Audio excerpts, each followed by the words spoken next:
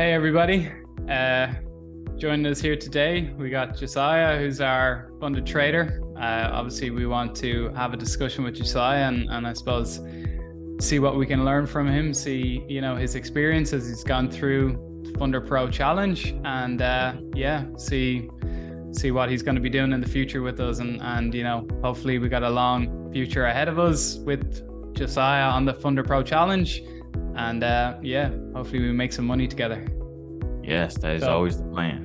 Yeah, nice to meet you today, Josiah. How are you? Nice to meet you too. I'm great. How are you? Yeah, very good here. All good, thanks. So how does it feel to be a funded trader? It definitely feels good. I always think of funded or prop firms, being a funded trader, as a means to increase the amount that you can make once you're skilled as a trader.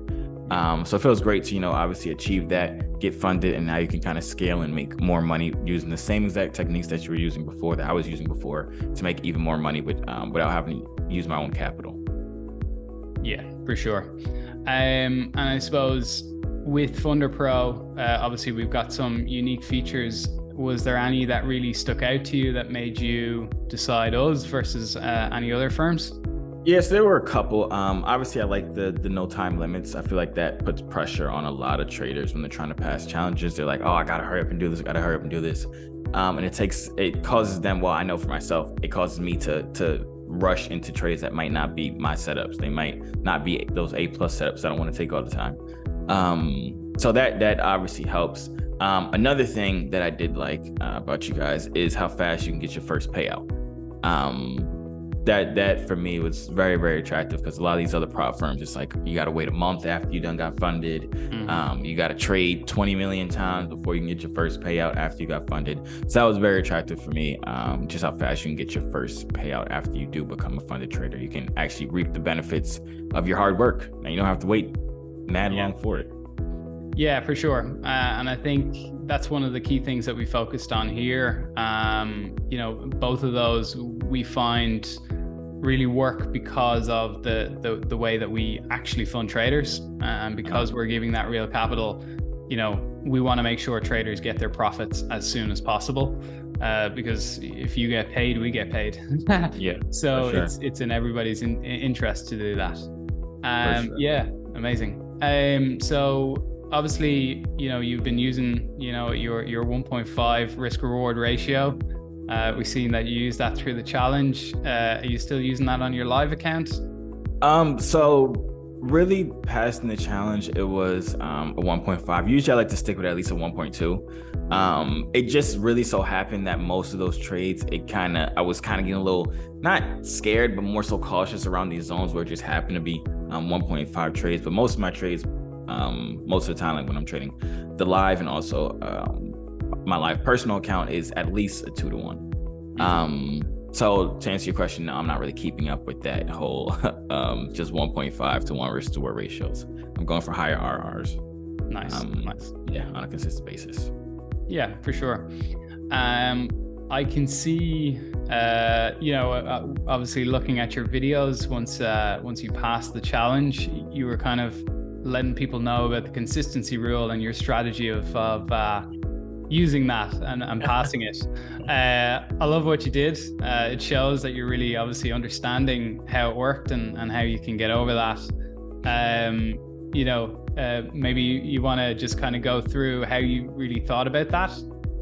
Yeah, so at first because I believe on the second phase, it was a couple trades that I had taken, but it was one day, the last day, where I had a pretty solid trade on gold, I believe. And then when the dashboard had refreshed, I'm like, okay, I passed the profit threshold that you needed. But then when the dashboard had ended up refreshing, I saw it was at like 61.1%, or something like that I had to get it down below 60%. Yeah. So I did some math. I was like, okay, I'm floating in profit. Well, I technically made in profit over $800 over the threshold, I believe. Yeah. So I did the math, and if I could trade enough to make myself lose money, where I would only be in profit, I think only let about like $30 over the profit threshold, then it would bring that 61% down to under 60%.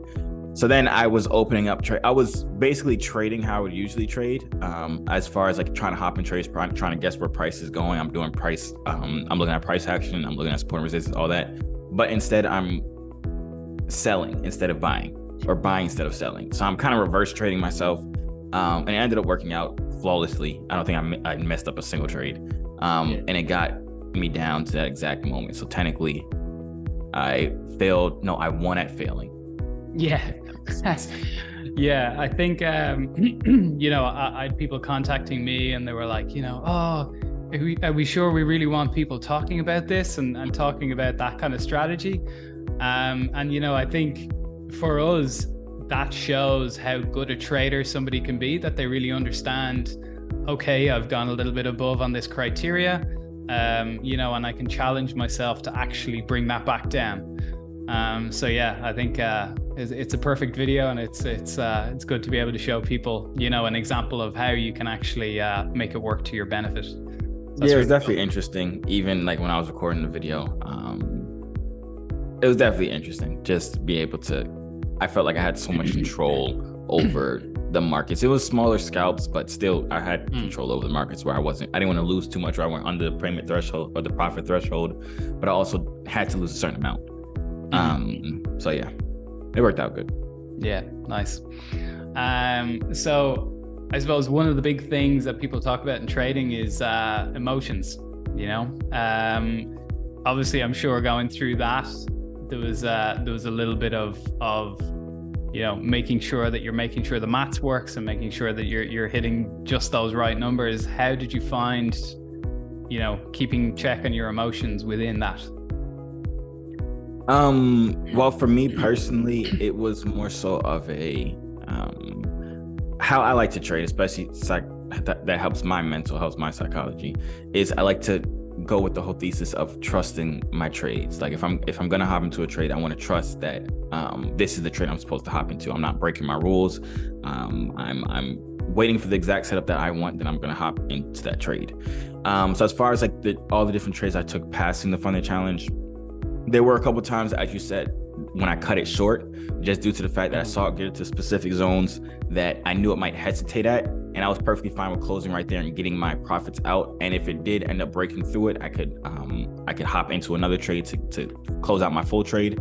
But it was really just me kind of just being confident in my direction of the market, and also being confident in my ability to reassess and take profits. It's no one ever goes broke taking profits. No. So I never had a problem with that. So yeah, psychology, it was pretty well. I stayed just confident in myself. That was the whole thing throughout. In my whole entire trading career, that's all I strive for, to just stay confident in my rules, what I set out for in my trading. Yeah, brilliant.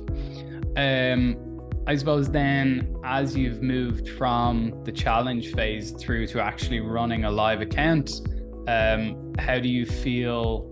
Do you feel any difference between the two, from an emotional perspective, from your trading perspective, and how, you know, how you're managing this new account?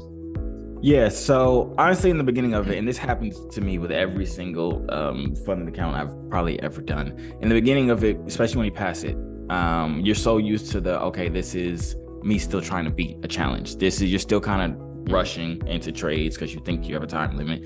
You're still, when you're in these trades and you're floating in profit, you're still thinking, oh, that's not good enough. I need to hit 2% for the day, or I need to hit 3% for the day, or 4%. So you're thinking all that as well, and kind of the switch isn't automatic as soon as you get funded. And this is what I've noticed. This is also what I've noticed for people that I know who also get funded.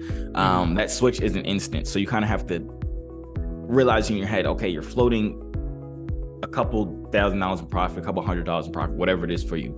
This right here is real money. This is not passing the challenge anymore. This is, you can close this and you can pay yourself, you can buy yourself some Chipotle, whatever it is that you want. This is real money right here. So like, just like getting into that mindset as far as with this specific funded account, definitely helps in the future, because it's like, now this is real money. This isn't me passing the challenge. I passed the challenge. Now it's time to reap the benefits. Great. And I suppose one thing that I know all of our watchers are going to be interested in knowing, you know, what strategy did you take going through the challenge? I know obviously, you know, you've got a school yourself. You are teaching strategies.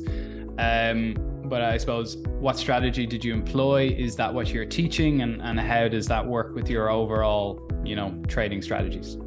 Yeah, so every single trade that I took on this fund challenge, if I do believe so, every single one except for one, and that first one was in phase one, was breakouts. I love breakouts. I'm really probably one of the only people that I know that's has a bigger audience that uses Heikin-Ashi candlesticks.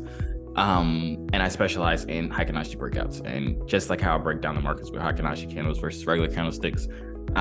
So every single one of the trades were breakouts, whether it was breakouts on gold, breakouts on, I don't know if I took any GP, JPY trades on this funded, on the challenge phase, but it was breakouts all throughout. Whether it's trend line breaks, support and resistance breaks, I was taking breakouts. And to answer your question, yes, the exact strategies that I do use, and I did use throughout that whole entire challenge phase, I do teach those exact strategies in my academy. Amazing. Yeah, so I suppose looking at your live account now, you're funded, you're profitable, and you know we're really looking forward to, on our side, hitting that first payout. Yeah, and I'm sure both. I want some Chipotle. Yeah, for sure. You and me both. Well, I suppose, what's your ambitions with your funded account now? What are you looking, you know, I suppose, what are you looking to achieve through the account and going forward? Yeah, so at first when I started off, I was in a little bit of drawdown. I was playing more aggressively with it. Just being a more aggressive trader on just overall. That's usually not my playing style. More so, I like to chill and wait for my setups, and then be aggressive on those setups. I was more so being a little bit more aggressive. I dug myself into a little hole, but made myself back out the hole. And now I'm gonna play it how I usually would play. So I'm gonna play it a little slower. I'm gonna take my A+ setups. I'm gonna wait for my A+ setups. If that means I'm not trading for 2 days straight, 3 days straight, I'm gonna wait for those A+ setups. So yeah, I'm just gonna take it slower. So just gonna be another extra source of income that I can have on the side to help me buy Chipotle. Yeah, great. I suppose then, you know, looking at your trading, have you got any mentors or role models within the industry that have influenced you towards this trading patterns? Well, yeah, in the beginning of my like what really introduced me to it, there's this trader called Swaggy C. He had really introduced me to it early, a long time ago, years ago. That was the first kind of person that I had watched, and I bought his course. And then obviously I saw the Q Bankses, the Anthony Worlds, all those kind of people. But like right now, I actually had unfollowed basically every other trader. Just for me, psychologically, it's like when I lost a trade or I had a losing day, then I would open up Instagram and see somebody posting 20K days, 10K days, 50K days. I'd be like, I'd beat myself up like, dang, I suck. You know what I'm saying? But so to answer your question, as far as like, are there people that I look up to? There are people that I respect in this trading industry. Always there will be, but it's not necessarily where I'm like, okay, I want to be like this guy, or I need to be like this guy. And also I feel like people get very when there's too many different type of trading styles, because there's so many different type of trading styles that could work for so many different type of people. When I feel like when people are getting too much information, they can get pulled a bunch of different ways. So I try and limit that as much as possible and just be confident in the way I trade. And obviously the way I trade is probably hybrids of all the different mentors and all the different courses that I've bought all throughout the years, but I've kind of molded it into my own kind of trading style. Yeah, great. I think one of the things you just said as well, you know, and I think a lot of traders also feel the same way, you know, they feel like they should be making profit every day, and they should be making huge profit every day. And I think it's great for people to hear from somebody like yourself that, you know, you don't have to hit it every day. It's as long as you're hitting it, you know, consistent and making sure that eventually you're making those profits. And as you say, nobody got broke taking profits. Exactly. So that's I think that's very important for people to hear. Definitely. Yeah, and that is always a nugget that I give people, where it's like, especially in the beginning of your trading journey, either unfollow these traders or mute their stories, because you have a bad day, you go see somebody else have a great day, and you go back to the markets and lose more money. But yeah, don't unfollow me. I won't do that to you.